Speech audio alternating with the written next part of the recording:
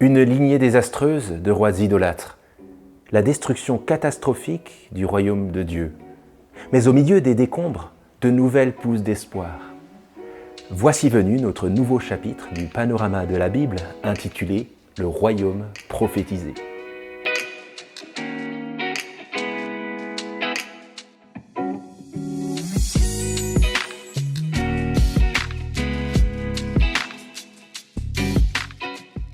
Merci de nous rejoindre pour suivre ce parcours dans l'histoire telle que la Bible nous en parle. Nous avons déjà parcouru bien du chemin ensemble. Et aujourd'hui, nous allons explorer les derniers livres de l'Ancien Testament. Mais avant d'aller plus loin, où en sommes-nous dans la grande histoire? Bien après la chute, Dieu promet de rétablir son royaume sur la terre et de restaurer ainsi la création. Cette promesse est partiellement accomplie dans l'histoire d'Israël à travers l'Exode, la libération d'Égypte, le don de la loi, la conquête du pays de Canaan et l'établissement de la monarchie. Mais comme les prophètes de Dieu le montrent clairement, l'accomplissement complet est encore à venir. Car c'est le ministère des prophètes qui domine toute cette période de l'histoire d'Israël. C'est pourquoi nous l'avons appelé le royaume prophétisé.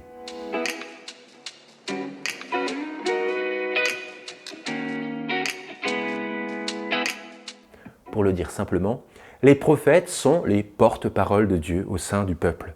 Ils prononcent la parole de Dieu, c'est-à-dire le message qu'il leur a révélé. Comme l'écrit Pierre dans le Nouveau Testament, ce n'est pas par une volonté humaine qu'une prophétie a jamais été présentée, mais c'est poussé par le Saint-Esprit que des hommes ont parlé de la part de Dieu. Le rôle des prophètes, c'est donc de rappeler et de faire respecter l'alliance de Dieu. Moïse était le prophète par excellence. Par lui, Dieu a révélé sa loi au milieu du tonnerre et des éclairs au mont Sinaï, et toutes les générations futures doivent vivre à la lumière de cette alliance qui fit même trembler le sol. Par la suite, c'est le rôle des prophètes d'appeler le peuple de Dieu à le faire, en lui rappelant les abondantes bénédictions qui proviennent de l'obéissance et les malédictions dévastatrices que produit la désobéissance.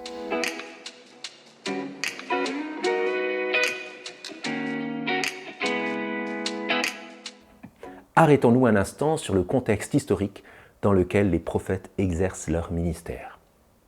Dieu les suscite pendant la période dans laquelle la situation d'Israël est de pire en pire. Le royaume partiel avait atteint son apogée à l'époque de Salomon, mais après lui, le royaume a commencé à être démantelé. Tout commence après la mort de Salomon en 922 avant Jésus-Christ. Une guerre civile éclate et la nation est déchirée. Entre un royaume au nord, connu sous le nom d'Israël, et un royaume au sud, appelé Juda. Dès le début, Jéroboam, le premier roi d'Israël, au nord, mène son peuple à l'idolâtrie. Il installe des veaux d'or pour qu'on les adore. Et malheureusement, ses successeurs suivent tous son mauvais exemple idolâtre, jusqu'à ce que la malédiction de Dieu finisse par tomber et que le peuple soit exilé en Assyrie. En 722 avant Jésus-Christ, le royaume est détruit, exactement 200 ans après son début. De son côté, le royaume du sud, Juda, possède le temple de Dieu à Jérusalem et les rois de la lignée de David. Mais il ne s'en sort pas beaucoup mieux que le royaume d'Israël. Il y a de bons rois, comme le jeune roi Josias, qui, après avoir trouvé une copie de la loi de Dieu dans le temple, éradique toute fausse religion à travers le pays. Mais l'histoire de Juda est principalement dominée par un compromis mou avec les autres religions, ainsi qu'une corruption constante. Et 11 ans plus tard, en 597 avant Jésus-Christ, la catastrophe survient. Les puissants Babyloniens battent Juda et s'emparent de certains de ses habitants, les emmenant en exil. 11 ans plus tard, en 586 avant Jésus-Christ, ils reviennent et cette fois écrasent complètement la nation, détruisent Jérusalem, rasent le temple et forcent beaucoup d'autres à l'exil. Pas étonnant qu'en exil, ce reste de peuple ait chanté auprès des fleuves de Babylone. Là, nous étions assis et nous pleurions. By the rivers of Babylon. Ces paroles n'ont pas été écrites par un groupe pop bien connu des années 70. Elles proviennent du psaume 137. Systématiquement, au nord comme au sud, le royaume partiel a été démantelé. Il ne reste plus beaucoup de preuves que les Israélites sont le peuple de Dieu. Ils ne sont plus dans le pays de Dieu, ils sont en exil, et en raison de leur désobéissance répétée, ils font face à la malédiction du jugement de Dieu plutôt qu'à sa bénédiction. Et c'est dans ce contexte que les prophètes exercent leur ministère. Et parlons maintenant de leur message.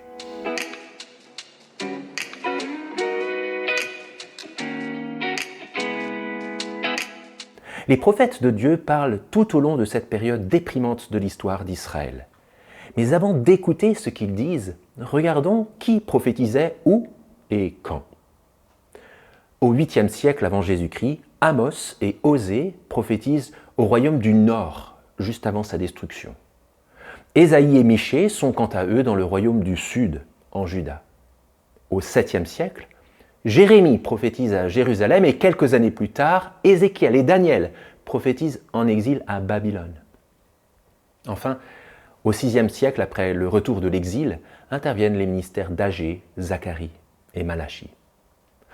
Le message de tous ces prophètes se concentre sur deux thèmes, le jugement et l'espérance, qui sont tous deux basés sur l'alliance de Dieu avec son peuple. Le jugement est le thème dominant de la plupart des prophètes. L'idée principale, c'est que le jugement de Dieu constitue la raison pour laquelle Israël et Juda ont été détruits. Peut-être que nous avons tendance à utiliser le mot « prophétie » pour faire référence à des prévisions sur l'avenir. Je prophétise qu'en juin prochain, Strasbourg sera sacrée championne de France, ou quelque chose comme ça. Mais beaucoup de ce que les prophètes ont dit concernait en fait une situation actuelle, voire même passée. Souvent, ils mettent en lumière le péché de leurs contemporains et proclament un jugement actuel, plutôt que de lancer des avertissements seulement sur l'avenir. Pour nous aider à comprendre, illustration. Victor est un jeune garçon qui vient de recevoir de nouvelles chaussures. C'est un jour de pluie et sa mère sait bien qu'il aime sauter dans les flaques d'eau. Alors, elle l'avertit. Si tu marches dans ces flaques d'eau, tu iras dans ta chambre dès qu'on sera rentré. Mais dès qu'il a l'occasion, Victor entre dans la première flaque d'eau qu'il croise.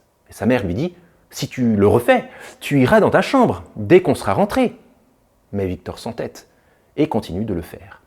Alors, une fois rentré à la maison, il est envoyé direct dans sa chambre. Et là, il pleure très fort.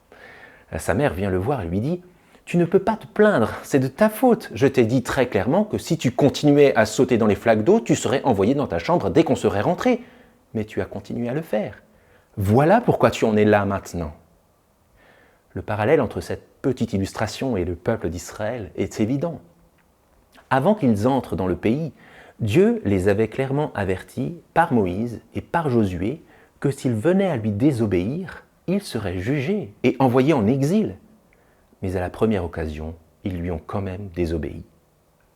Par les prophètes, Dieu rappelle au peuple ce qu'il lui avait dit et il l'exhorte à se repentir, mais le peuple continue à pécher.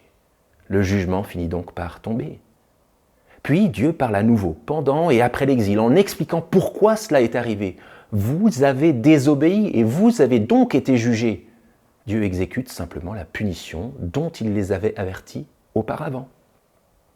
Pour être fidèle à sa parole, Dieu doit juger son peuple, mais cette même parole exige aussi que le jugement ne soit pas la fin de sa relation avec son peuple. Dans l'alliance de Dieu avec son peuple, il y a un élément auquel les promesses sont conditionnées. Dieu a clairement indiqué par Moïse que s'il venait à désobéir, il perdrait sa bénédiction. Mais il y a aussi un élément inconditionnel pour eux. L'ancienne promesse de Dieu à Abraham est un engagement qui reste garanti. Je ferai de toi une grande nation et je te bénirai, et toutes les familles de la terre seront bénies en toi. L'alliance de Dieu, qui est le fondement du message de jugement des prophètes, est donc aussi le fondement de l'autre grand thème qui traverse les écrits des prophètes, l'espérance. Même si l'histoire d'Israël parle de son déclin et de son échec, les prophètes annoncent un avenir glorieux pour la nation, comme pour le monde entier. Ils rappellent des temps glorieux de l'histoire d'Israël, mais ajoutent que l'avenir sera mieux encore. Tout ce que Dieu avait fait dans le passé procure aux prophètes les catégories dont ils se servent pour expliquer ce que Dieu va faire dans l'avenir. Dieu ne va pas reconstruire l'ancien modèle, le royaume partiel. Non. Dans l'avenir, il va plutôt établir ce vers quoi tout ce passé glorieux pointait seulement. Les prophètes pointent le doigt en direction de la réalité lumineuse dont ce passé n'était qu'une ombre, une préfiguration imparfaite du royaume parfait encore à venir, dans l'avenir. Le peuple de Dieu demeurerait pour toujours dans le pays de Dieu, sous le règne et la bénédiction de Dieu pour toujours. Le message d'espérance des prophètes parle de l'accomplissement ultime des 3 éléments de la promesse d'un royaume parfait. Premièrement, la promesse que Dieu se ferait un peuple.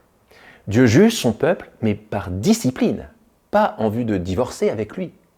Le peuple peut encore espérer en un avenir glorieux. Il y aura un nouvel exode, une rédemption, une libération encore plus grande qu'auparavant que celle d'Égypte. Et cela se réalisera grâce à la mort d'un nouvel agneau pascal.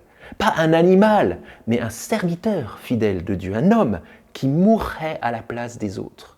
Ésaïe nous dit « Nous étions tous errants comme des brebis, chacun suivait sa propre voie, et l'Éternel a fait retomber sur lui la faute de nous tous. » Et cette fois, non seulement les Israélites, mais aussi des gens de toutes les nations sont inclus dans le salut de Dieu. C'est l'accomplissement de la promesse à Abraham en Genèse 12, que par lui, la bénédiction de Dieu viendrait sur tous les peuples de la terre.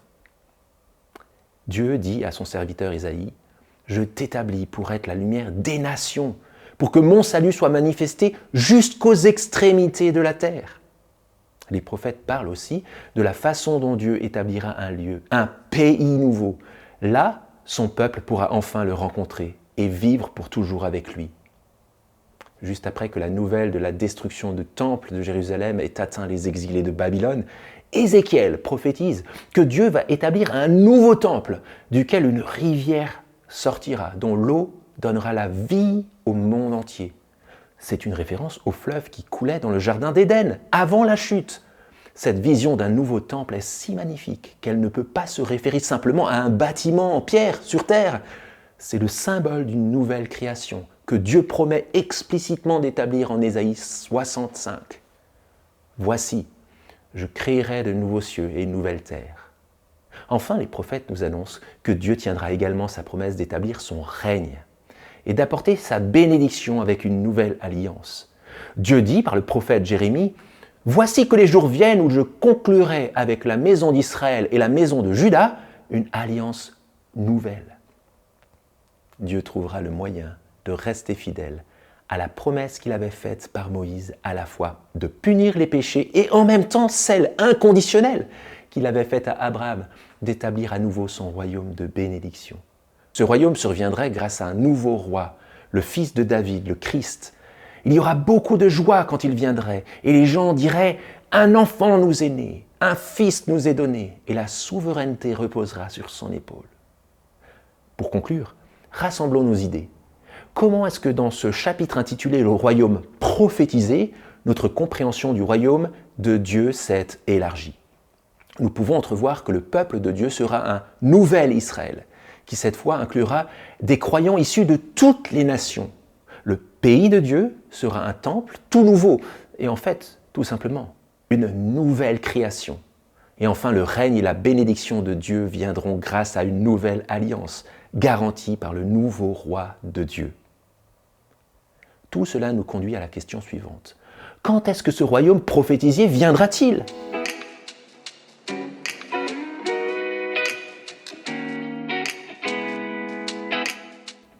Au moment où Cyrus, le roi de Perse, qui a vaincu les Babyloniens, permet enfin au peuple de Juda de rentrer chez lui, l'attente de l'arrivée du royaume restauré était très forte. Sous Esdras et Néhémie, le peuple répare les murs de Jérusalem et construit un nouveau temple. À son achèvement, les jeunes hommes se réjouissent, mais les vieillards qui se souviennent de la gloire du premier temple, celui de Salomon, pleurent en voyant ce nouveau petit temple. Pire encore, le peuple est toujours aussi pécheur, au point qu'il devient vite clair que ce n'est pas encore le moment promis du salut définitif, de l'arrivée du royaume parfait. Le royaume de Dieu n'est toujours pas venu. Pourquoi ? Tout simplement parce que le roi de Dieu lui-même n'est pas encore venu. Dans les dernières pages de l'Ancien Testament, le prophète Malachie insiste et annonce que ce roi va bientôt venir. Dieu dit « J'enverrai mon messager, il ouvrira un chemin devant lui, et soudain entrera dans son temple le Seigneur que vous attendez. » Ce fut une longue attente, mais finalement, de la manière la plus inattendue et la plus glorieuse qui soit, le roi est bel et bien venu. Ce sera le sujet de notre prochain chapitre, le royaume présent.